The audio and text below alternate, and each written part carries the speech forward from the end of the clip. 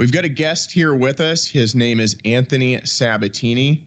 Anthony is the chairman of the Lake County Republican Party in Florida. He's currently the candidate for Florida's 11th congressional district. Anthony, thanks for joining us.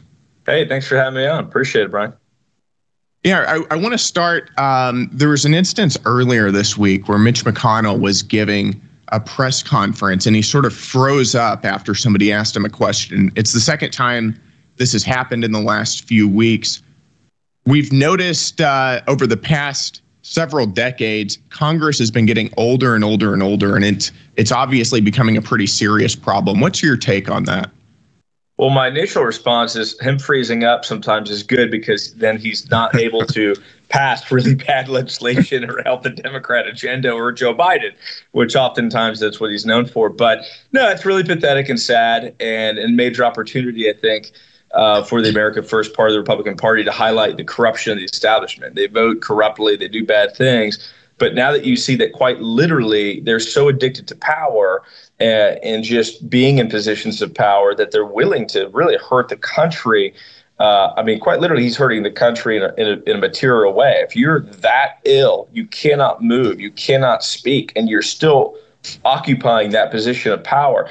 It just shows the innate corrupt core of a person like that. And so, we just really need to kind of focus on this and talk about it and let the voters know that this part of the Republican Party and this part of the Uniparty functions as one thing, and it just needs to be dispelled with. It needs to be pushed away, and it's just innately bad. McConnell has been a plague on the GOP since the early days. He's absolutely awful.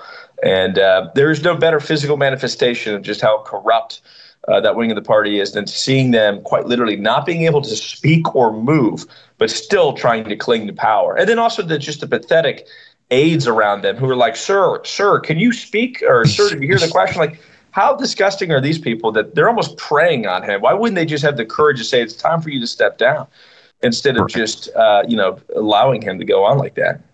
Yeah, I always hope that by the time I'm in my late 70s or early 80s, I'm smoking a lot of cigars and hanging out with my grandkids and not doing the kinds of things that Mitch McConnell's doing. But it's just pathetic. Yeah, you have all these grandkids, potentially great grandkids, and you'd rather be standing in the hallway getting laughed at by reporters because you can't speak. Right, exactly. And there's been a lot of pushback against Mitch McConnell for several years now, but it doesn't seem like it's gone anywhere. Obviously, he's still leader of the party in the Senate. You talk a lot about House Republicans, and I think this is relevant for senators, both in the House and in the Senate, You talk a lot about House Republicans and how they have no courage. What exactly do you mean by that? Well, absolutely. I'd love to talk about that. But first, let me say one thing about that question in regards to McConnell. So for like 10 years, McConnell's been this boogeyman. Everybody talks about how bad he is, how awful he is. But you saw quite literally no Republicans in the Senate do anything to fight back against him. I mean, even the Tea Party senators, other than maybe holding up a spending bill once or twice early in the 2010s, you saw no real fight. The first senator to ever actually challenge McConnell in a real way was my home state Senator Rick Scott 6 months ago, which surprised a lot of us. He got 10 votes. The vote count was 37-10. And the people that voted for Rick Scott for majority leader were sort of the usual suspects. It would be Rand Paul, Josh Hawley, Marco Rubio, the other home state senator. Some fought back against McConnell, but most, as you could see, were totally behind McConnell. So it's just very important to make sure that voters understand this so they can vote out those senators in primaries. Because if most people knew that these fast-talking, cool-sounding senators, who talk about how much they're working for us in D.C. were voting for Mitch McConnell year after year, I think they would lose primaries. But that vote, that 37-10 vote, has not been exposed enough. But in regards, and just in general, what the Republicans can do to use power is quite literally almost everything other than what they're doing. So here's what I really mean by that. So the best way to understand what the Republican Party should be doing, quite literally, very simply, is just look at what their Democrats are doing. Just copy their playbook. It's why they won. It's why they went from, having positions that were considered the fringe of the 1950s, 60s, or even early 70s to beyond mainstream today. It's because quite literally they fought and used every ounce of power that was given to them or that wasn't given to them. And the best example of this, I just wrote a piece for it in the Telegraph last week, and it's how each party dealt with the other party's executive and leader of the party when they're in power. And so Donald Trump, before he was even in power, they were going after Flynn. They were going after Trump. Obviously, they destroyed the first 2.5 years of his presidency with the Russian collusion fake hoax. They knew it was fake, but they knew it would bog him down. They did 2 impeachments on top of that. And then, of course, they've indicted him 4 times. We're looking at another major civil case in New York State with Letitia James this week. That's how the Democrats play. And then almost nobody in the party thought or acted differently than that. They truly used power to take down and disable the leader of the opposition party. The Republicans, on the other hand, right, and the best way to understand it is just through the contrast, have quite literally done almost nothing. There's been one subcommittee that's asked a few questions about Biden and Hunter. It's got a little bit of play in the media, but they haven't really done anything significant or really even used subpoenas in a meaningful way. They definitely in no way have bogged down the presidency like we saw with Russiagate, or made an attempt to try to replicate that in any way. In fact, they're really stuck in what I call the Benghazi 2.0 mode, where you have these committees that are great for Fox News pieces, great for fundraising, but actually in no way get the executive administration of the opposite party to react. And so they're using power in an opposite way. By that, I mean they're not using it at all. But unfortunately, there's a perverse incentive to do that because they can still fundraise and get reelected and get their base excited on it, but without having to take any serious risk or do anything that would be considered out of the ordinary.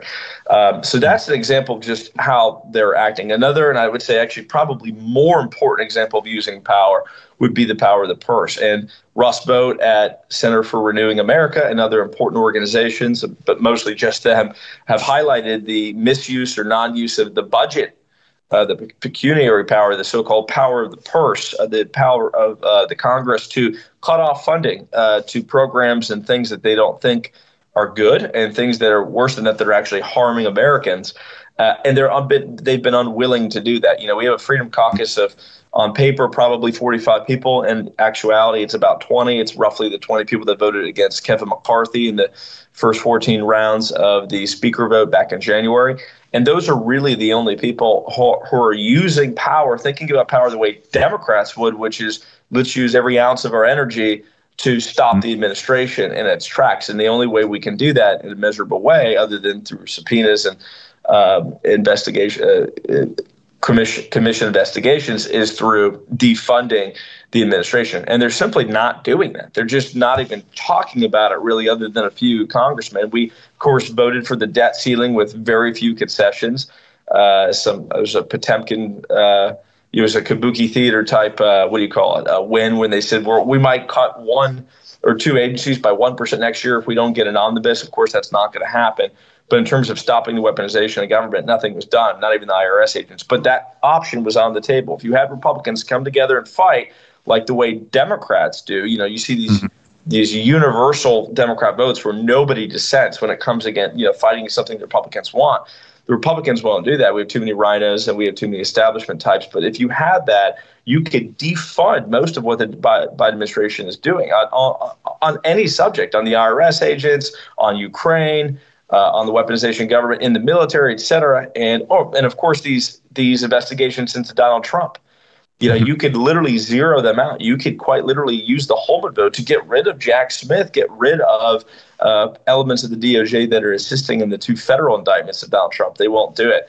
And then I know this was a long answer, but a final note on a similar problem, but at the state level.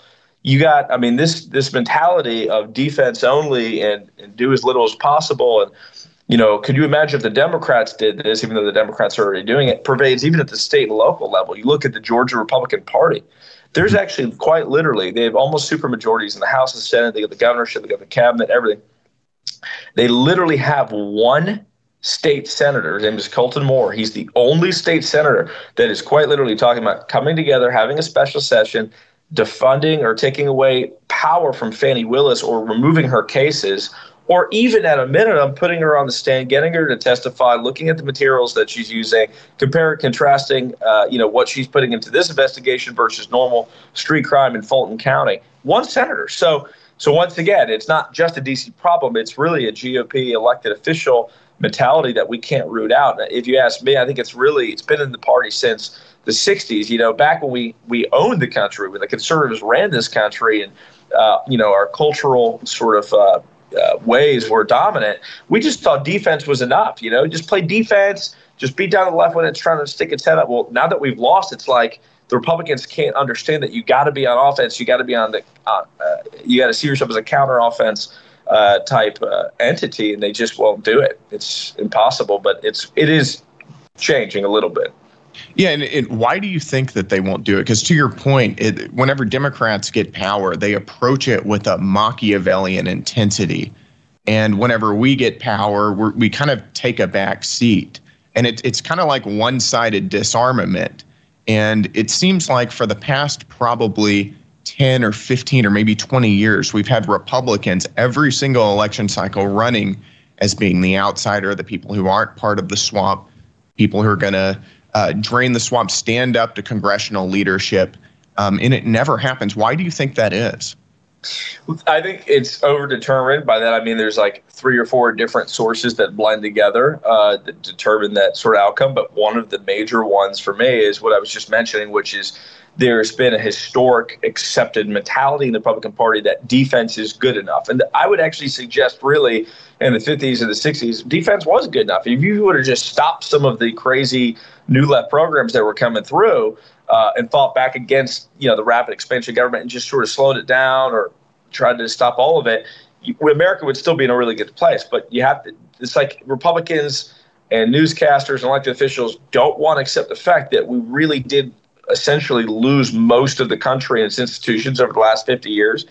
And that's okay, but there's still a chance we could fight and get them back. But what you need is to go on offense and get them back. And you cannot get that into the mentality of the average Republican. They still think, defense is enough. The Democrats say we're going to politicize public school education and put, LGBTQ lessons, K through 12th grade mandatory. It's going to be a class. It's going to be this, that, and the other thing. Republican answer is, we're going to try to slow that down or stop that. We're not going to do that until after the 3rd grade. If it's above the 3rd grade, you can't do it. And they don't realize you have to actually go on offense and you have to eliminate the left. You have to beat them, right? You have to remove them from power. And by that, I mean, you have to shut down these corrupt university schools that are creating the teachers and the educrats that are pushing the policies to begin with. You have to go to private or charter schools, voucher schools, get the money out of this broken public education system and get it into the hands of Christian education, conservative education, any kind of values-based education. It's very difficult for them to talk about that. Additionally, you have a grifter problem on the right. I think you have a lot of Republicans that they know better. They get it. They know what the base wants to hear. They know that what they can get away with in D.C., and they live in that. They live in the interstices of that because what they do is they'll say exactly what like a good congressman like Matt Gaetz or Paul Gosar is saying on the campaign trail. And they'll continue to say those things, but when they get into Congress, they know that the average member of the base isn't going and checking all their votes and seeing everything and making sure that they are doing exactly what it is that they need to be doing to fight like the left fights. Instead, they can just get by in the rhetoric, and you'll talk to voters every day. I'm the chairman of a major party here, and of course, I'm a candidate for Congress who literally can't tell the difference between one bad Republican and a good Republican because they're not looking at the votes and they're not looking at the minutia, the co-sponsorships, the procedural mechanisms they're using, the rules of the House, for example, what the Republicans were fighting over forever in January, the rules of the House, which determined literally everything. Most Republicans weren't really with us on those items and didn't understand them.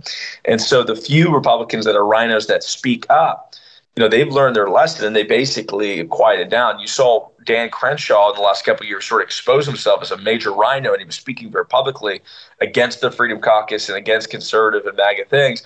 And he realized, oh, wow, my reputation is getting out there. And so what he's done, you'll see it in the last 9 months, is he's quieted down. And you'll see this with a lot of the bad Republicans. They'll say what the base wants to hear. They won't say about what they really think or how they vote, and they get by in D.C. And so that's contributed to a misinformation problem with the base. I like to think that the only good Republicans we have still at the end of the day chase the base. The base of the Republican Party is the real leadership of our party. They just can't find enough good representatives to basically give them what they want. And they found that with Donald Trump in 2016, he was willing to say and do the things, or at least say the things, definitely go into details about the things that they wanted, like stopping the invasion of our country, stopping terrorists from coming into the country, stopping crazy wars that don't benefit them and that benefit D.C. And so we just got to get Republicans that actually are in tune with the base and make sure the base knows who's who in these primary elections. Right. I don't think we're going to have an issue with that with you. I really really appreciate you coming on here, Anthony. Again, he's chairman of the Lake County Republican Party and candidate for Florida's 11th congressional district. Anthony, thanks for joining us. Hey, thanks for having me on. God bless.